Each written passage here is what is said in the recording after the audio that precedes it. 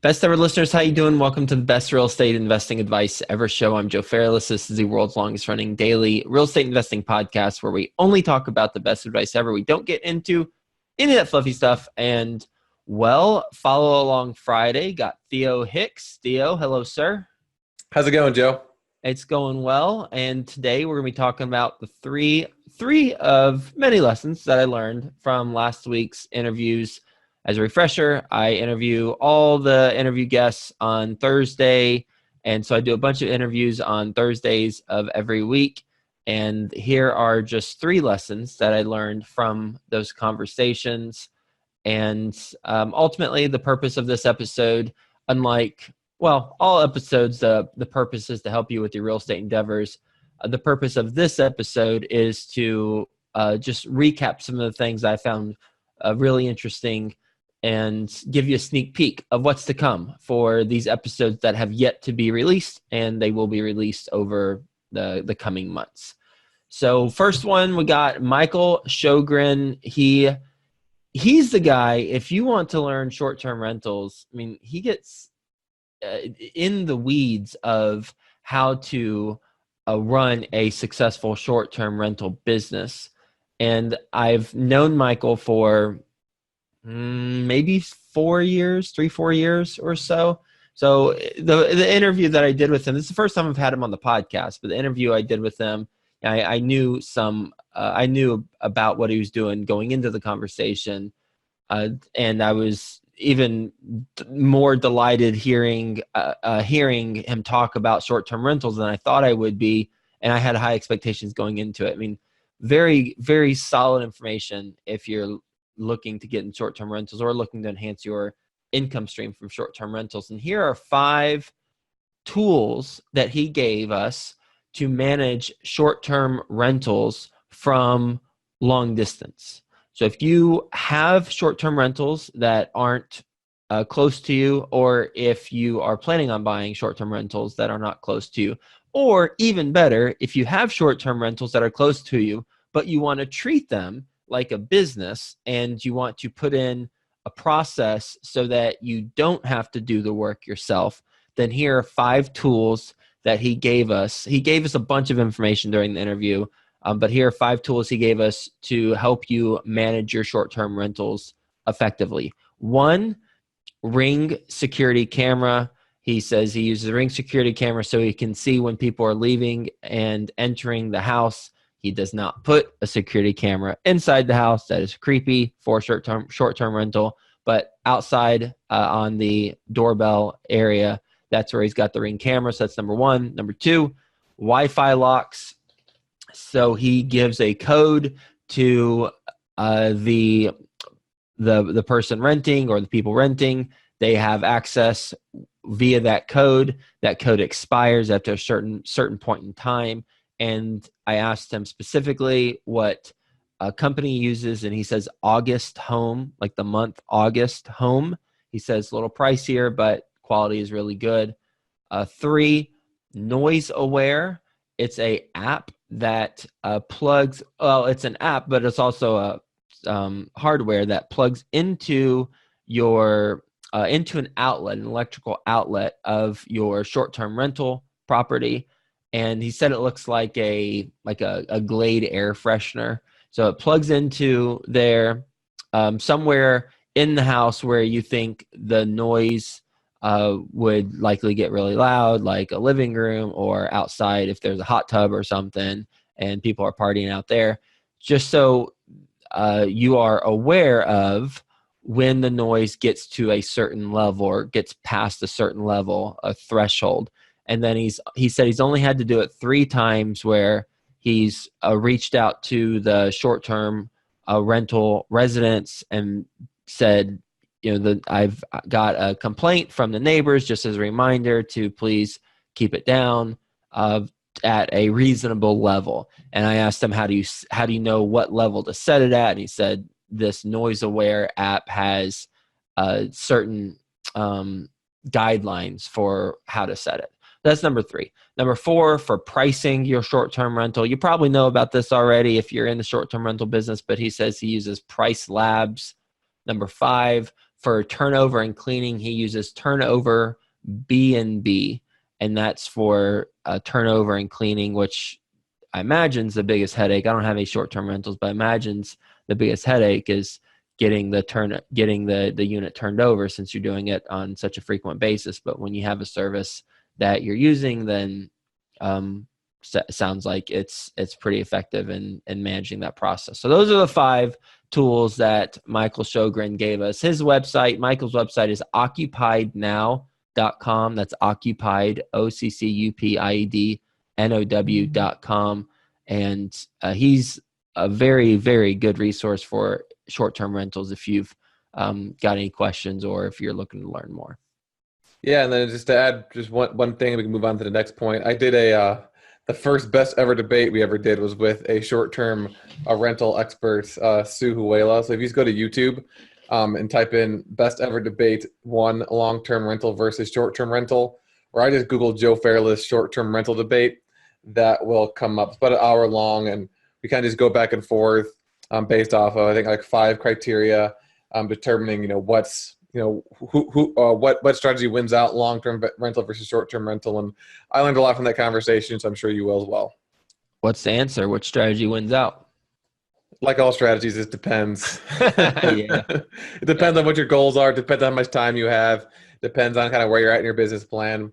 I mean, obviously, the biggest difference between the two is the profitability. Like short-term rentals have crazy high rents. Like you can rent out if you buy, let's say, a single family home, you could probably rent it out of the short-term rental for like 3 or 4 times more in rent. But obviously there's also a lot more expenses. Like I think she was saying how management fees can get up to like 20-25% of people that are managing your short-term rental portfolio. So it kind of just depends on what you want to do. Short-term rentals is not something that I personally want to do, but it's definitely a very profitable strategy, especially if you've got something already. Like she was mentioning how she started by converting like a garage or a shed in her backyard into a 1-bedroom and rented that out and made, like $60,000 a year off of that. And that's kind of how she got into it, and then kind of created a whole business around it. Oh, absolutely. What a great way to force income into, or create income into something that didn't already have income, like your primary residence. And yeah, a lot of people wouldn't be okay with renting out your primary residence, and I'm in that category now, but I'm at a different stage in life. Mm-hmm.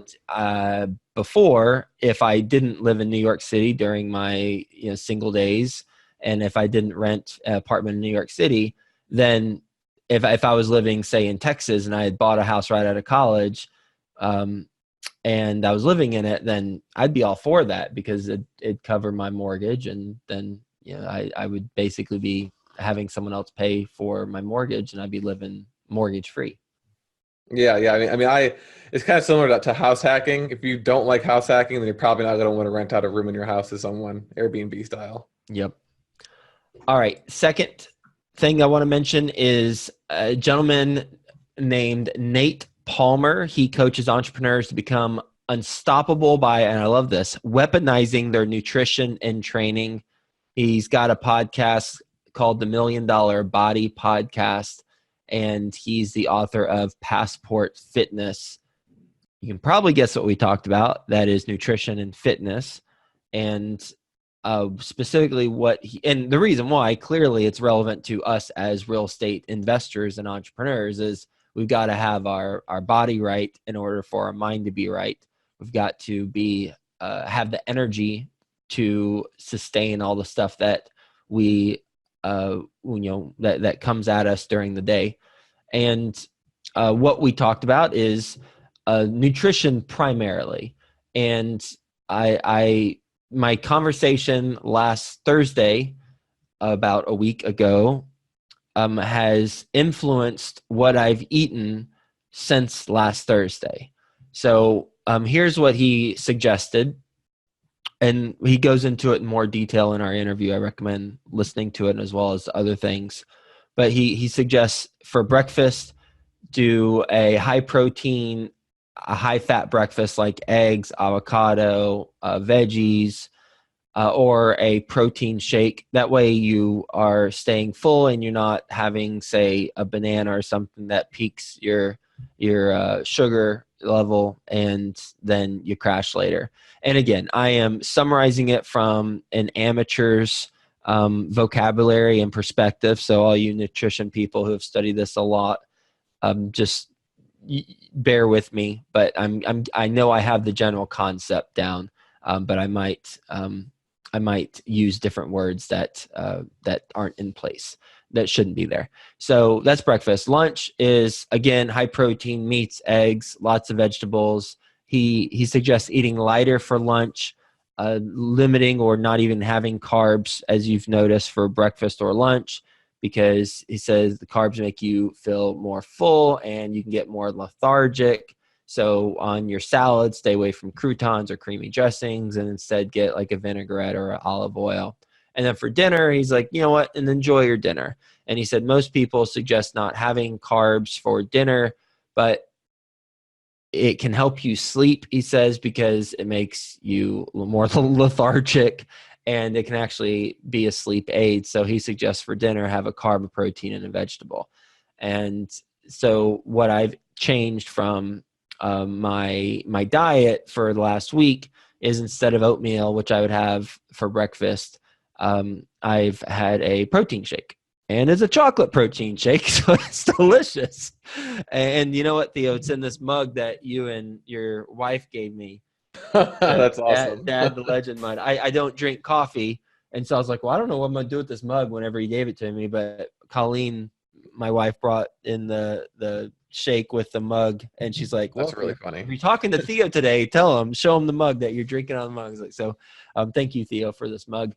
And thank you, Nate, for the insight. He also said, when you first wake up, have a bunch of water. And I said, I got that box checked, Nate. I have a liter of water with a scoop of wheatgrass every day when I wake up. And he's like, good job, Joe. And I pat myself on the back. And so those are his tips. Theo, you used to be really heavy in CrossFit. You used to be like the golden child of CrossFit, and you're really strong and athletic. So what are your thoughts about this? Yeah, when I saw this in the outline, I was excited to talk about nutrition. I mean, I entirely agree with everything he said. The biggest thing, the biggest takeaway out of this, for sure, is you want to realize, and this kind of goes against what we learned growing up, for sure, is the carb question. And obviously, and again, all this really depends on how much you're actually working out. So if you're working out like a ton, then you're going to need to eat more carbs than someone who's not necessarily working out like at all, or if their workout just consists of walking. Because back when I was doing CrossFit, like insanely, I did the keto diet. And so I would say, like, I don't do it now, but I should. I think for just like the normal person, the keto diet's amazing, especially if you're trying to be very efficient with your time, because you don't need to eat as much. But I'll go into that in a second. But yeah, you don't want to eat carbs for definitely not for lunch. For breakfast, it's not as big of a deal, but for lunch, you've already been awake for a while, and most people, when they get that like 1 o'clock, 2 o'clock crash, it's because of what they ate for lunch. It's because of all those carbs. And the way carbs work is just quick energy up, quick energy down, whereas protein and fat are a lot slower. So it's more like of a consistent burn. So a consistent energy. So that's like a two. For dinner, make sure, and you've got this on here, you didn't mention it. For dinner, you want to avoid, and just in general, avoid sugars. Like I was having a conversation with someone last night, how he lost 65 pounds, and literally the only thing he changed was cutting out sugars. He didn't work out. He was very overweight, but he stopped working out. He didn't work out at all. All he did was cut out sugars. Wow. So if you want to, if you're kind of overweight and you want to lose, a large amount of weight, and you don't necessarily want to have to, work out for an hour a day, if you just cut out sugars, like cut out sugary drinks, desserts, things like that, you'll be fine. But I did want to mention the keto diet really quick. So it's like kind of like a newer fad type diet, I guess. Because people talk about it a lot in the news now, but essentially it's like 80% fat, like 15% protein, and like 5% carbs. And again, as Joe mentioned, I'm not a nutritionist, neither are you. So this is just from what I've researched. But essentially, you convert your body from being a carb burner to a fat burner. So rather than burning carbohydrates, so burning glucose, you burn fat, ketones instead. And I did this diet for a month. And again, I was working out an insane amount, so it's not good if you're working out for like 3 hours a day like I was. But I would literally drink a bulletproof coffee for breakfast, which is just coffee.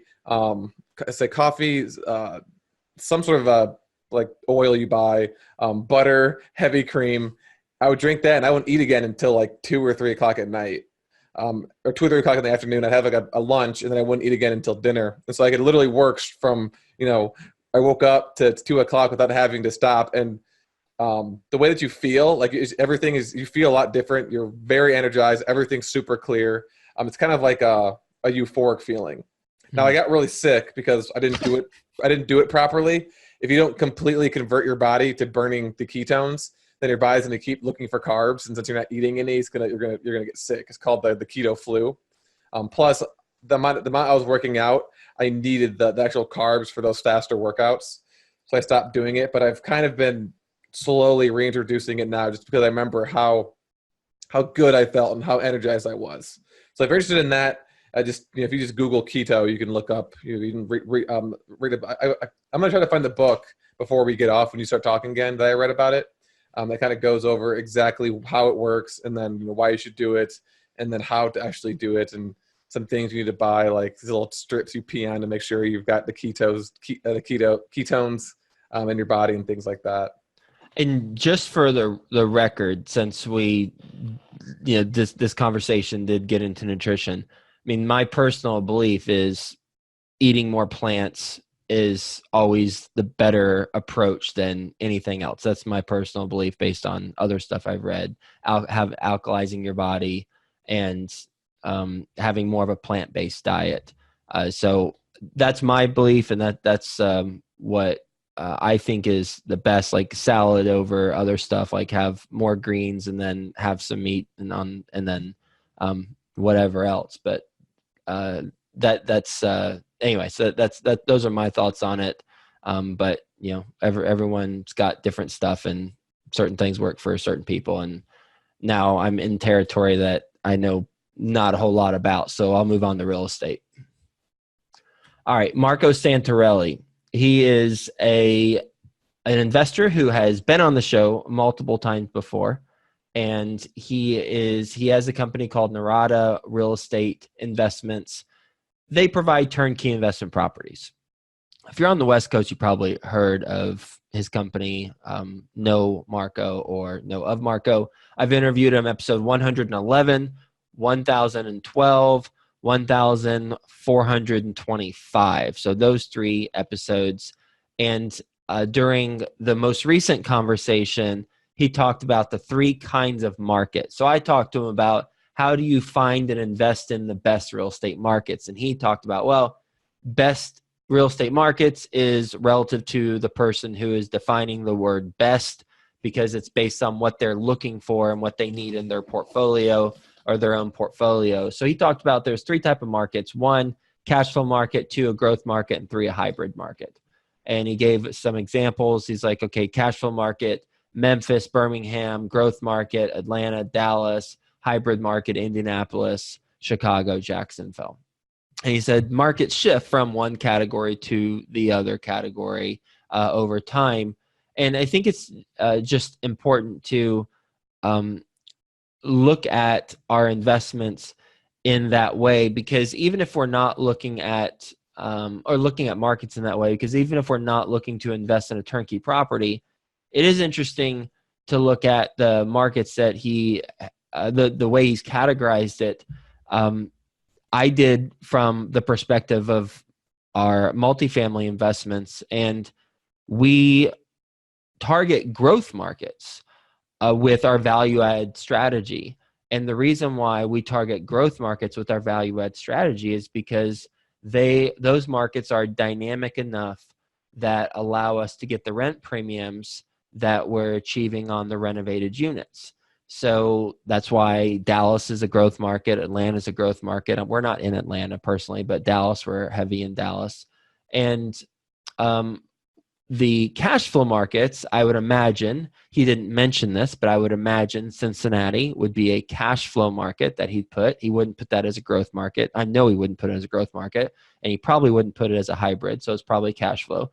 And we don't buy Ashcroft Capital. We don't buy in Cincinnati, at least not now, even though I live in Cincinnati. And the reason why is because it doesn't have the dynamic fundamentals where Cincinnati's just getting jobs left and right. Employers are not flocking to Cincinnati. They're also not leaving Cincinnati, but it's just a steady as she goes market. And as apartment investors, because I know we have a lot of apartment investors who listen to this podcast, take a look at how other people in our industry are defining markets or are investing, because those lessons can certainly be applied to what you're doing as an apartment investor.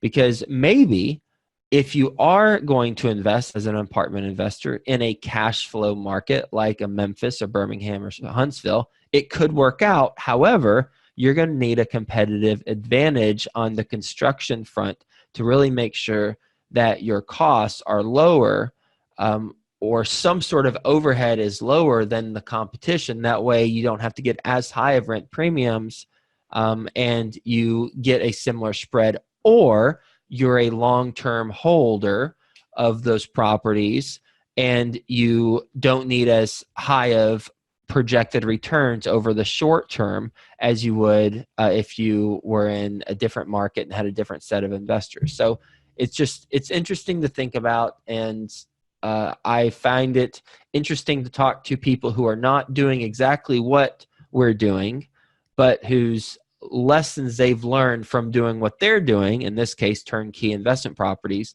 can be applicable to apartment investors. Yeah, there are a lot of different market reports out there that do similar categorizations. One I'm looking at right now, and again, there's these companies base it off their own criteria, but they will categorize markets by expansion, hypersupply, recession, and recovery. So if you want to see, and this is a yearly report, and so and they base it off of vacancy rates, new construction, absorption, employment growth, and the rental growth rate. So kind of similar, a little bit different, but that is the IRR. I think it's Integra Realty Resources publication. So if you just type in Viewpoints Commercial Real Estate Trends Report IRR, that'll come up. I'm not sure if they have their 2019 one created yet or not, but I do know they have the 2018 one at least. And again, it does it based off of like hypersupply, expansion, recession, and then one other category. Cool, good stuff.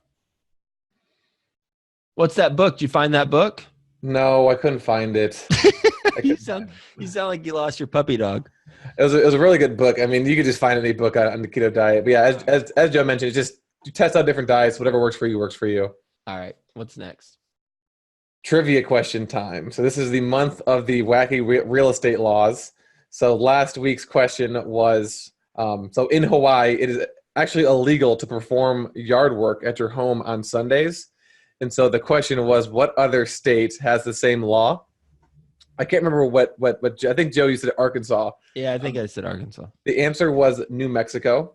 Oh, what was not on my radar. The reason why both of these states have this law is to create is in order to reduce a conflict between neighbors on Sundays. So that's kind of the justification for that law. This week's question, and I'm realizing I should probably get a little bit more specific on these questions so people have a chance of getting them right. So what northeastern state? So this is, again, it's going to be a state question, but I'm not putting it to the northeast.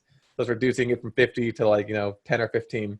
So what northeastern state has a law that says you are not allowed to have a fence that is taller than 6 feet? The whole state? The whole entire state. You cannot have a fence that is taller than 6 feet.